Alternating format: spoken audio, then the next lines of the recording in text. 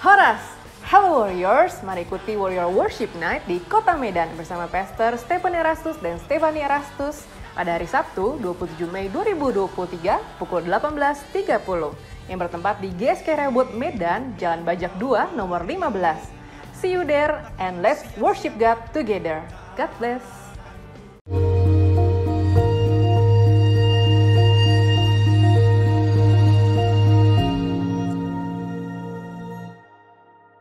Saudaraku sekalian, kembali kita mengikuti Abam, ini episode 648. Dari wanita usia 61 tahun sudah menikah 2 anak. Saya bersyukur dapat mengikuti Truth ID dari Pak Eras sehingga saya lebih memahami kebenaran. Yang saya tanyakan, kenapa Raja Daud mewariskan kebencian kepada Salomo mengenai Simei yang mengutuki dan melempari batu waktu Daud lari ke Absalom. Juga kepada Yoab panglimanya. Salomo harus membunuhnya padahal dia pamannya Salomo. Minta penjelasan Pak, kenapa tidak Daud sendiri yang menghukumnya? Terima kasih Pak atas jawabannya. Yang pertama ini umat perjanjian lama yang standarnya belum kasih seperti umat perjanjian baru. Yang kedua, kita tidak meragukan hubungan Daud dengan Elohim Yahweh Allahnya.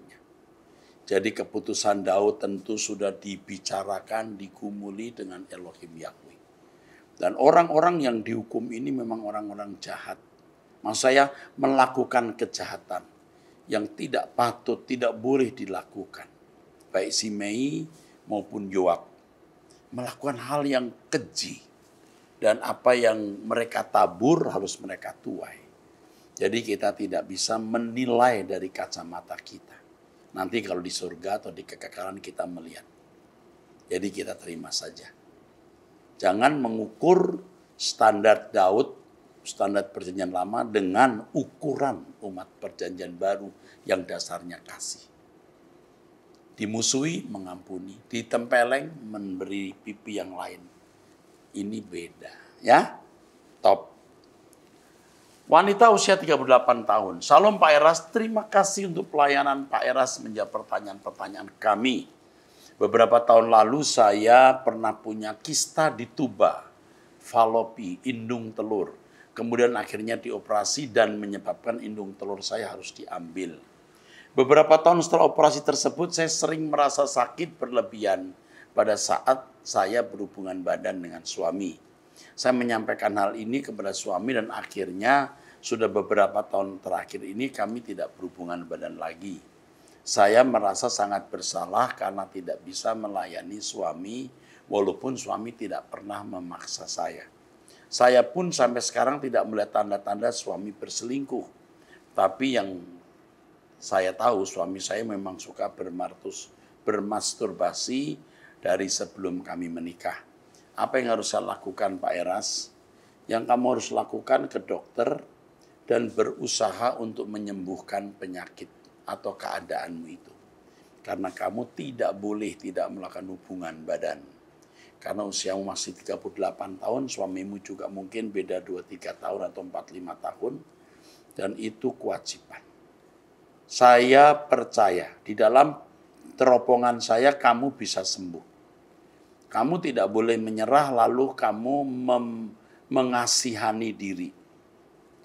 Tidak ada kesulitan yang tidak bisa ditanggulangi atau ditangani. Tidak ada, pasti ada. Artinya tidak ada masalah yang tidak bisa diselesaikan, pasti ada. Sekarang mulai ke dokter, mulai diupayakan kesembuhannya. Dan itu mutlak harus kamu lakukan. Ingat ini, dalam nama Tuhan Yesus kiranya Bapa menolong kamu, Bapa di surga. Amin. Wanita usia 40 tahun. Salam Pak Eras, saya jemaat GSKI di suatu kota. Saya sudah 3 tahun berjemaat di tempat tersebut. Saya juga melayani. Pak, 1 tahun yang lalu ayah saya meninggal dan gereja juga tahu kalau ayah saya meninggal. Tapi dari gereja, gembala dan jemaat tidak ada yang melayat ke rumah duka. Dalam hati saya ada rasa janggal. Tapi saya tidak terlalu hiraukan. Saya berpikir mungkin mereka sibuk dan saya tetap beribadah di tempat tersebut. Beberapa bulan lalu kami pindah ke suatu kota karena ingin buka usaha. Kami permisi kepada gembala atas kepindahan kami, dan setelah kami pindah, gembala tersebut tidak pernah bertanya kepada kami tentang keadaan kami di tempat yang baru. Dan kami juga minta direkomendasi gereja GSKI di tempat yang baru, supaya kami bisa beribadah di GSKI. Namun informasi yang kami tunggu juga tidak ada kabar.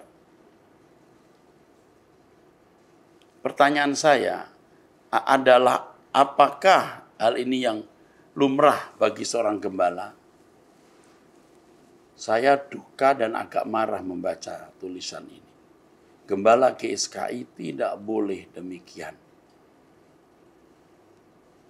Ini salah. Dan karena usaha kami kurang berkembang, kami kembali lagi ke kota sebelumnya. Tetapi kami sangat berat untuk kembali beribadah ke tempat yang semula.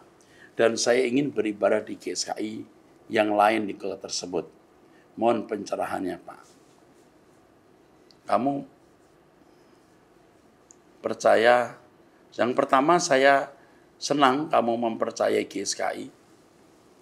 Dan memang tidak semua pendeta GSKI memiliki kualitas seperti yang diharapkan oleh founder dan gembala atau bapak rohani GSKI, yaitu saya. Tidak semua, tetapi sebagian besar atau sebagian sungguh mengikuti jejak saya. Yang ini saya tidak tahu. Masalahnya bukan apa, kamu akan dihubungi oleh staf saya. Kamu akan dihubungi oleh pimpinan pusat GSKI dan diarahkan. Karena kamu keluarga kami dan setia kepada GSKI. Oke. Tapi nasihat saya kepada kamu dan kepada semua yang lain, jangan kecewa kalau gembalamu tidak melakukan apa yang kau pandang patut. Ya, bisa banyak faktor kenapa waktu itu tidak melayat. Kita tidak tahu apa kena COVID, apa bagaimana, dan mungkin dia mempercayakan kepada pengerjanya tidak datang. Bisa saja banyak alasan yang kita tidak tahu. Tetapi kalau bisa datang lalu tidak datang, itu salah. Lalu kamu pergi, dia tidak bertanya kemana, lalu pindah gereja mana, itu juga tidak boleh. Mungkin dia juga punya masalah. Dan kita memahaminya. Yang penting jangan kecewa terhadap Tuhan. Kecewa terhadap manusia bisa, kecewa terhadap Tuhan tidak boleh. Oke. We love you. Nanti dihubungi ya.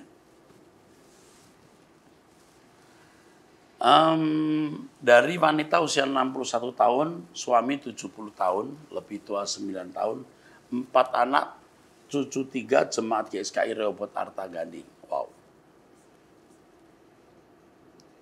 Salam Pak Eras, saya mau bertanya. Saya kalau berdoa pagi dan malam selalu dikritik suami. Katanya doa gak usah lama-lama, gak usah fanatik. Padahal saya nyembah nyanyi berbisik. Gak berani keluar suara karena kalau keluar saya dibilang suaranya jelek. Kalau berbahasa roh juga bisik-bisik karena takut kedengeran, karena menurut doktrin gereja kami katanya bahasa roh udah gak ada.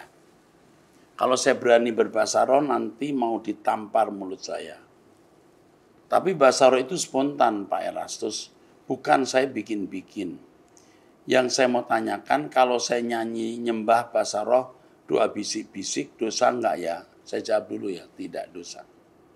Bisik-bisik saja. Karena bisik-bisik pun Tuhan dengar. Tuhan terima, enggak ya penyembahan saya? Wah pasti terima. Kalau hati tulus ya. Ada lagi nih Pak, pertanyaan saya. Dulu saya pelayanan di gereja, salah satu gereja karismatik. Sebagai pendoa syafaat selama 8 tahun. Sejak usia 51 tahun sampai 59. Wow, 8 tahun ya. Sebelum COVID, wakil gembala berpesan, jangan suka jajan dengar-dengar khotbah gereja lain. Apalagi dengar khotbah Pak Erastus. Itu ajaran sesat. Saya sudah sering dengar khotbah Pak Eras. Juga ada teman pendoa yang sering dengar. Kadang saya juga doa malam di Arta Gading. Waktu dilarang begitu saya berpikir sesatnya di mana. Karena dilarang saya jadi semakin penasaran dan makin saya dengarkan khotbah-khotbah Pak Eras. Akhirnya waktu COVID datang melanda, gereja tutup, saya selalu dengerin tuh khotbah-khotbah Pak Eras. Akhirnya hati saya jadi nggak damai sejahtera lagi. Masa jadi pendoa di gereja itu tidak sejahtera lagi menjadi pendoa di gereja itu. Saya tanya Abam 42, saya mau keluar dari gereja itu. Dijawab Pak Eras, saya harus doa dulu. Setelah saya doa-doa makin nggak damai sejahtera, nggak enak. Akhirnya saya keluar, nggak jadi pendoa lagi. Saya sudah dibaptis di Rehoboth Pak Erastus. Apakah saya sudah menjadi jemaat Rehoboth Pak Erastus? Sudah. Selamat datang. Loh, ibu usia 61 tahun. Ibu udah ke Rehoboth aja. Rehoboth kan mengajak berkemas-kemas ya pulang ke surga. Oke. Dari pria usia 69 tahun sudah menikah. Salam Pak Eras, akhir-akhir ini saya merasakan terutama doa pagi. Bahwa Anda tidak lagi seperti awal doa pagi yang membuat iman saya semakin teguh. Dan seringkali firman Tuhan menegur dan mengingatkan agar saya hanya andalkan Tuhan dalam setiap pergumulan saya. Yang saya rasakan saat ini Anda semakin egois dan tidak membantu kami untuk mengandalkan Tuhan. Saya usul agar Pak Eras menunjuk para pendeta yang ada untuk pimpin doa pagi supaya iman semakin dikuatkan. Pak Eras nggak usah terlalu libatkan. Beri kesempatan para junior untuk lebih aktif dalam doa pagi. Sadarlah bahwa Anda sudah tua, Pak. Berjiwa besarlah ya. Terima kasih. Kami tentu mempersiapkan para pendoa menggantikan saya suatu hari ya. Ada pendeta Riko, ada pendeta Yehuda, ada Stephen Erastus, dan mungkin ada lagi yang lain. Tetapi saya merasa dan menjadi tanggung jawab saya sebagai gembala senior untuk memimpin doa dan membagi spirit kepada pendeta-pendeta ini, aktivis-aktivis, bahkan jemaat. Saya sudah menyampaikan kepada seluruh Sinode GSKI untuk sementara ini, nanti masing-masing bisa mandiri, ikuti doa saya dulu. Ya, pola penyembahan dan doa saya. Sekaligus saya mentransfer spirit yang tentu saya percaya baik. Ya. Terima kasih untuk masukannya, saya pertimbangkan dan tentu saya gumuli dalam doa. Terima kasih. Oke, dari pria usia 50 tahun sudah menikah, satu anak usia 16 tahun. Salam Om Eras, saya pencinta Abam. Saya memiliki pertanyaan terkait rumah tangga saya yang telah dijawab oleh Om Eras beberapa waktu lalu, namun saya lupa di seri keberapa. Saya telah mengikuti saran dari Om Eras, namun keadaan sekarang ini telah 5 bulan saya tidak ditegur oleh anak istri. Sekalipun saya sapa, mereka hanya jawab seperlunya. Sekarang malah sudah keluar dari rumah karena mertua saya belikan rumah untuk anak istri. Saya telepon tidak digubris, lalu saya datang ke mertua untuk memfasilitasi rumah tangga. Malah dijawab, jangankan benar, salah pun tetap saya bela anak saya. Itu artinya istrinya penanya. Pertanyaan saya saat ini adalah apakah saya boleh mengajukan cerai? Karena sudah tidak ada peran istri lagi dan keluarga dari rumah karena mendapat dukungan dari pihak keluarganya. Kalau Anda minta cerai, Anda salah. Yang Anda lakukan sekarang adalah mencari Tuhan, statusmu digantung, Anda bertumbuh dalam Tuhan, merindukan kerajaan surga, ikut doa pagi, ya, karena banyak yang memberi kesaksian doa pagi itu mengubah hidup mereka. Baik suasananya maupun firman Tuhannya. Jadi bukan 1-2 tapi benar-benar banyak. Dan buktinya doa pagi tidak pernah di bawah 4.500. Hari libur Sabtu saja 4.700, 4.900. Kalau hari biasa hampir mendekati 6.000. Dan itu membuktikan bahwa doa pagi memberkati. Dan saya mengundang Anda ikut doa pagi. Jangan memikirkan istri dulu. You harus koreksi kenapa istri sampai begini. Ya, jangan hanya menyalahkan istri yang meninggalkan Anda. Tapi Anda harus periksa diri. Kenapa istri sampai begitu? Berubahlah. Rubahlah karaktermu. Dan doakan istrimu agar bisa pulih kembali. Ya, agar kamu bisa pulih dengan istrimu dan anakmu bisa bersama-sama. Jangan cerai. Kalau Anda mengusahakan cerai, Anda tidak akan diberkati Tuhan. Oke, cukup itu saja. Selanjutnya dari wanita usia 51 tahun. Salam Pak Eras, dari muda saya sudah berkali-kali diajak Bapak untuk melayani. Tapi karena banyaknya tanggung jawab yang harus saya jalani, saya mengabaikannya. Tapi sepertinya Bapak sabar dan memakluminya dengan keadaan saya. Dalam kesibukan, saya suka baca Alkitab dan dengar khotbah-khotbah online. Tahun 2020 saya ketemu link Pak Eras. Saya bersungguh-sungguh bersuka cita, bahkan bersorak dalam hati. Akhirnya ada pendeta yang bertobat dan berani membongkar dan membenarkan ajaran Alkitab yang sesungguhnya. Kuat terus dalam melayani ya Pak Eras. Doa saya selalu menyertai Pak Eras. Oh, jadi ini maksudnya Bapak yang bertanya ini, ibu usia 51 tahun ini, sudah dipanggil Bapak di surga mengajak untuk melayani. Sampai kemudian menemukan link Pak Eras. Pak, saya mau tanya, adakah beasiswa di STT Ekumene buat saya? Saya tertarik dan senang dengan anak-anak. Saya mau mereka sedari sedini mengenal dan mengasihi Allah, sehingga pada saat mereka remaja dan dewasa nanti, mereka sudah memiliki iman yang kokoh menghadapi orang tua, ya, menghadapi orang tua dan lingkungan sekitarnya. Memang talenta saya di sana Pak, itu yang saya tanyakan. Terima kasih dibacakannya WA saya di Abam ini. Oke, nanti ibu mau masuk STTE ini, STT Ekumen ini, mau S1, S2, S3 atau bagaimana? S2 kami ada konseling pastoral. Ya. Khusus untuk konseling. Ada pendidikan agama Kristen, ada teologia S1, S2, dan S3.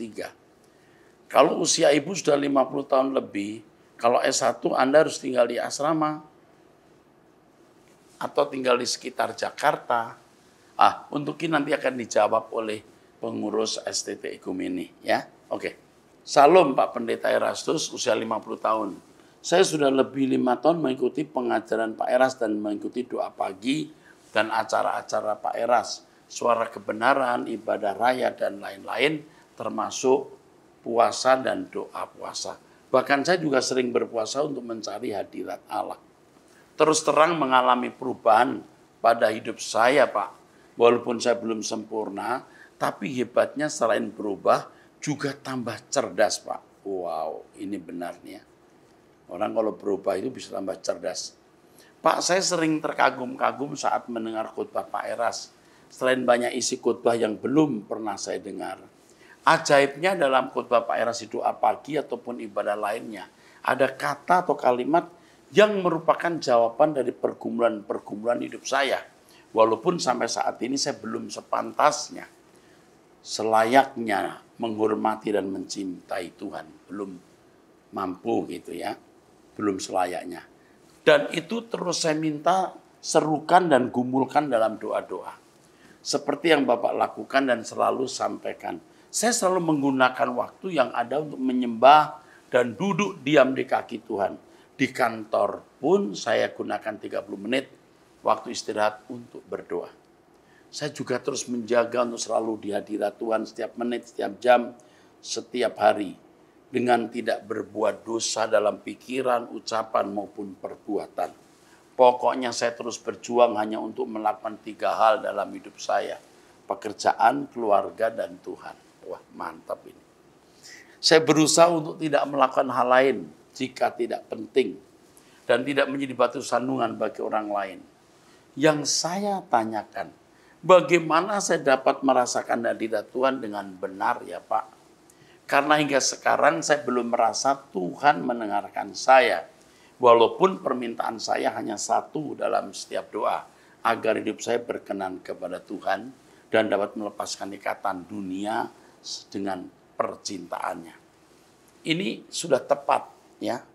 Pergumulan saudara itu pergumulan saya, persis ya. Puji Tuhan di usia 50 tahun Anda sudah memiliki gelora, gairah untuk ini. Wah, puji Tuhan. Tidak mudah untuk bisa menjadi seorang yang berkenan kepada Tuhan dan merasakan hadiratnya. Harus tekun membaca Alkitab, mendengar khutbah, doa pribadi, dan doa bersama dengan saya setiap pagi, selain ikuti ibadah-ibadah di Truth ID. Proses ini sedang berlangsung, jangan berhenti. Anda akan sampai pada satu titik Anda dipuaskan Tuhan. Bagaimana hidup di hadirat Allah dan hidup berkenan kepada Tuhan. Roh Kudus akan menolong. Ya, selamat berjuang. Pertanyaan kedua Pak, saya sering mimpi dikejar-kejar akan dibunuh. Terakhir dalam mimpi saya setelah berdoa jam 1 pagi, karena memang sering saya berdoa tengah malam, saya dikejar-kejar 3 kelompok orang yang membunuh saya, yang akan membunuh saya. Namun mereka tidak dapat menemukan saya.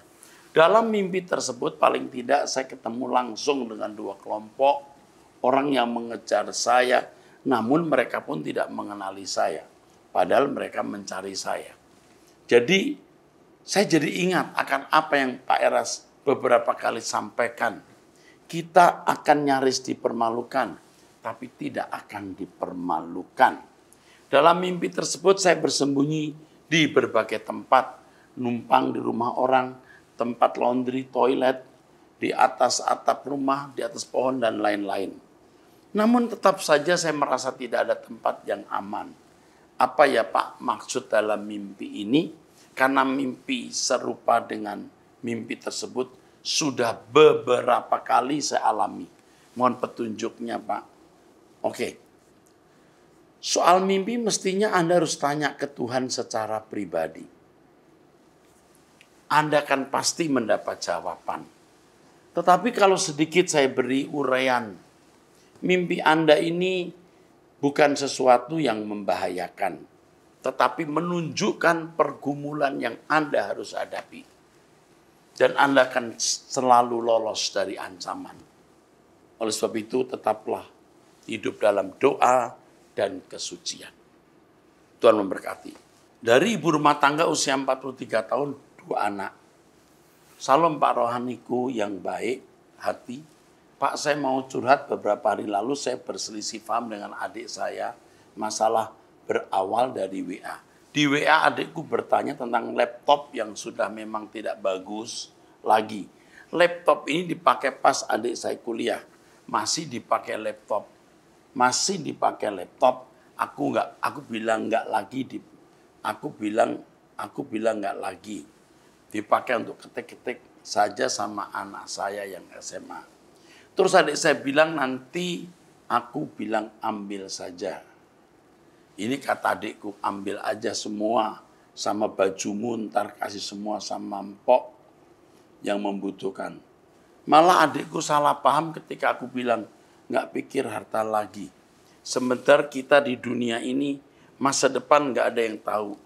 Adikku malah balas WA aku dengan kata-kata yang menyakitkan. Dari sinilah saya tahu ternyata dia dendam, sakit hati. Waktu anak pertamanya lahir, saya mengatakan usahakan beri. Sampai sekarang anaknya 3 tahun lebih. Padahal pak anaknya itu saya yang jaga waktu itu belum punya pembantu. Sampai anak keduanya lahir baru berusaha. Baru ada yang ngomong. Di sini dia berkata sok paling beriman, paling tahu masa depan. Padahal saya hanya membagikan link kebenaran supaya sama-sama belajar. Karena banyak pengajaran yang kami dapat dari gereja. Ya. Yang mau saya tanyakan Pak Eras, apa saya harus jaga jarak adik saya? Mohon saran. Jaga jarak yang bagaimana? Kalau tidak jaga jarak yang bagaimana? Minta petunjuk Roh Kudus. Roh Kudus pasti pimpin. Yang penting sekarang kamu menghadapi adikmu, jangan seperti seorang yang wajar, normal. Dia sakit. Jadi kamu harus betul-betul mengerti dia. Ya, Pak, apakah lulusan STT Ekumene bisa jadi pendeta di gereja KBP? Yang saya tahu, gereja KBP telah memiliki sekolah teologi sendiri. Ya, saya kira tidak mudah. Tapi saya tidak tahu anggaran dasar, anggaran rumah tangga gereja itu sekarang ini. Apakah bisa menerima lulusan dari sekolah tinggi teologi yang lain? Supaya kami sebagai jemaat dapat pengajaran yang benar, terutama generasi muda anak-anak kami yang masih bergereja di HKBP, yang dari tahun ke tahun begitu saja pengajarannya. Contohnya mengucapkan haleluya setelah berdoa tidak boleh. Oh, masa sih? Saya tidak tahu ya. Oh ya Pak, satu lagi. Bolehkah Bapak mengarahkan lulusan Pak Ekumene mengajar di sekolah SMA, negeri, SMP atau SD? Ini lulusan Fakultas PAK ya. Mengajar di sekolah SMA, negeri atau SMP atau SD. Tentu kami mengarahkan ke sana.